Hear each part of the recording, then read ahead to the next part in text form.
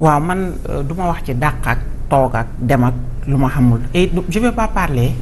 de Ousmane Sonko la personne de Ousmane Sonko tey moom intéressé wu ma je vais parler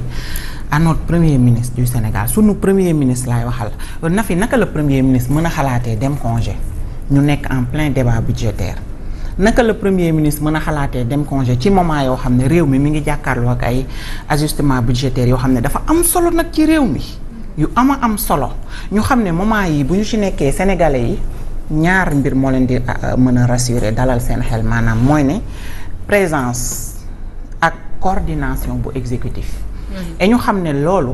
c'est le rôle de notre premier ministre moom Ousmane Sonko moom moo war a coordonner l'action gouvernementale rawatina bu ñu tollee ci moment yi ne serait-ce que pour maintenir li nga xam ne mooy suñu stabilité économique ñëpp xam fi mu toll actuellement ak li ci am yépp waa lii nii nag nga xamante ni moom la annoncé est-ce que mënuñu ne dafa bëgg a soustraire maanaam dafa bëgg a génn ci li nga xamante ni mooy les responsables yi ñu teg ci ndoddam moom la bëgg a yëkkati tegal ñu ko ci suñu kaw table ne ñu bëggatuma soit bëgg na ko def te mënu ko def directement mu koy essayer def indirectement bi ci topp mooy bu ñu fàtte ne daf fi waxoon le 24 septembre 2024 ni dette cachée dafa am ci réew mi dette cachée boobu am ay conséquences tey ñu toll foo xam ne daanaka dëgg bi ñu ci bari xam nañu ko mooy ne dette cachée mënul am ci réew mi te mosu fee am. moom nag bëggul toog assumer les conséquences de ces dires si wàllum dette cachée bi. alors dafa bëgg kut ko kut jóge ci gouvernement bii nii mais bu fekkee Ousmane Sonko dafa bëgg réew mi kam na mu ko jaayee woon askanu Sénégal ba ñu jël ko teg ko ci jël ko tey jii bu ñu joxee Bassirou Diomaye Faye nguur dëgg la yàlla mooy fale mais dañu nangu ne dafa jaar ci loxo Ousmane Sonko parce que moo fi wax xale yi ne leen Diomaye mooy Sonko Sonko mooy Diomaye kon man sama candidature tant que comme que jàllul Diomaye mii laa fi teg et bëgg ngeen votel ko gars yi votel ko Diomaye nekk président de la République loolu mooy dëgg et loolu mooy li am et Ousmane Sonko bu ñu fàtte ne dafa ñoo jaayoon nañu moom dafa bëgg réew mi tax ñu naan ko patriote bu mag bi tax ñu naan ko moo jiite képp kuy patriote ci réew mii patriotisme nag mooy la patrie avant tout mooy sa réew yow moo la ñor avant dara mais à voir li Sonko di def bu ba tey depuis un certain temps ñun on se pose la question est-ce que Sonko dëgg-dëgg bëgg na réew mi parce que man ku bëgg sa réew jàpp naa ne doo doxalee nii ngay doxalee et nag nañu jàpp ne ñun askanu Sénégal ñun rek ñooy dund conséquences yi parce que nag bu désordre amee au sommet de l'État au plus bas de la société la ñu koy yëgee. loolu aussi il faut ñu ciy bàyyi xel et vraiment dans l'histoire du Sénégal man mosuma gis un premier ministre qui se permet de prendre des jours de congé Fofana wax na ko sànq sans précision xam nañ kañ la commencé tey mais xamuñu kañ lay jeex. on sait pas kañ lay jeex ak liggéey bi fi réew mi toll nii tembe je vous ai parlé tout à l'heure ci mbirum débat budgétaire mais loolu sax moo gën a ndaw ci fi réew mi toll nii réew mi dañoo nekk ci ab feebar boo xam ne mi ngi wéy di gaañ askanu Sénégal di wéy di faat ay doomu aadama réew mi dañoo toll ci côté économique ci foo xam ne jamono ji kenn mënu laa wax instant bi Sénégal lan moo fi dox ak dara doxu fi tout est aux arrêts lépp a arrêté instant bi dara doxul nit yi sonn nañu un premier ministre di toog di xalaat dem congé et yow récemment rek ci ginnaaw wax nga ko sànq ci say début wax nga wax ñu ne dangaa jëloon ñeenti fan noppalu parce que dangaa sentiroon sa yaram coono et ñu nangul la ko nit nga da ngay feebar mais nag wax dëgg yàlla sunu réew mi tamit du ñu nangu kenn ku ko caaxaane te lii ñuy gis nii moom vraiment ay caaxaanari kese la comme Momo dama lay fekk si li nga wax c'est le président de la République à lui seul de prendre ses responsabilités. Les lendemains du gouvernement actuellement foofu bu ñu mënee jeexale foofu parce qu'il faut dire que on a un premier ministre malade qui est parti se reposer je l'ai dit tantôt hier non il était malade après il a dit qu'il va se reposer ci 4 jours yu njëkk yi laay wax actuellement repos la woote ne dafa sonn dafa bëgg a dem noppalu ji qui va gérer le gouvernement en attendant peut-être ce sera le secrétaire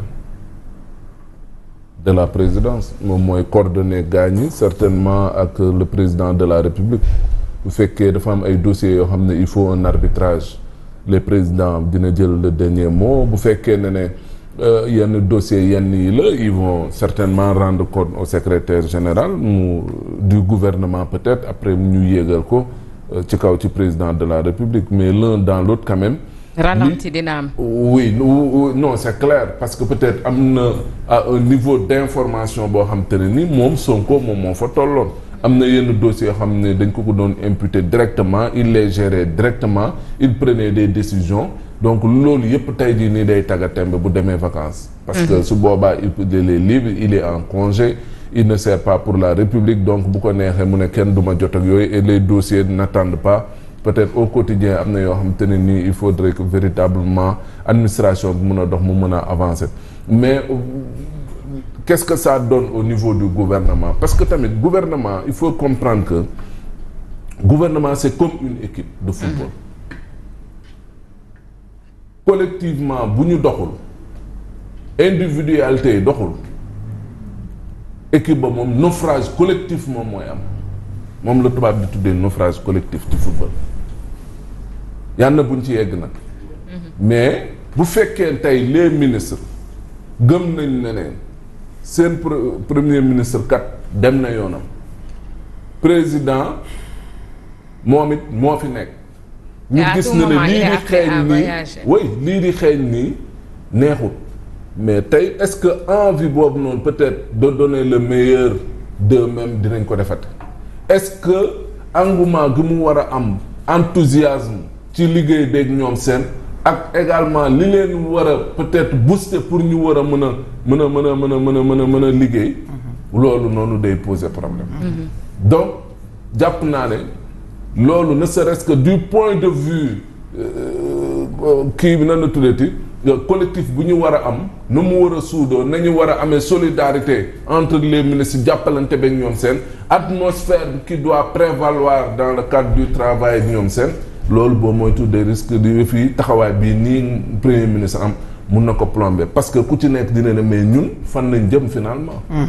et su boobaa nit ñi kat dinañ ne nañ dëgg bal bi ba xam fu ñu jëm après su boobaa ñu doog a xam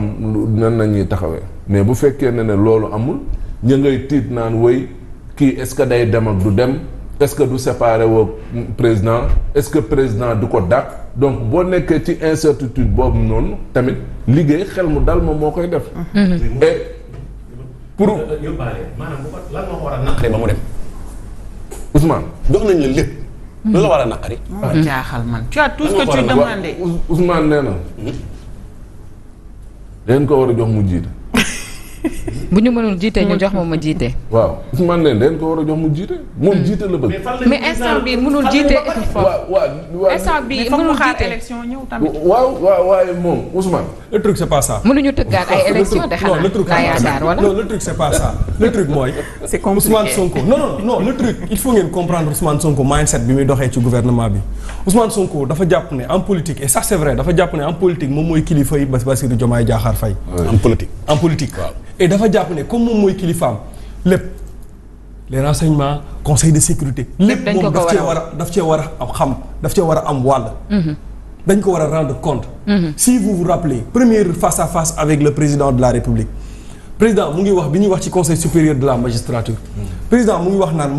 man ak premier ministre fii la ñuy toog des fois ba ay minuit 1h 2h du matin di waxtaan ci ñi nga xam ne les profils yi ñu war a dugal ñu ngi waxtaan ci comment faire pour jël ay magistrats ñu dugal ko ci biir. parce qu'au début le président dafa doon waxtaan ak Ousmane Sonko ci tout ce qui se passe. il lui rendait compte. au début. et ñu dem ba ci biir mais wax naa leen fii ay jamono leen ceux qui dirigent l'État du ñu génn doo leen xam te y a ces choses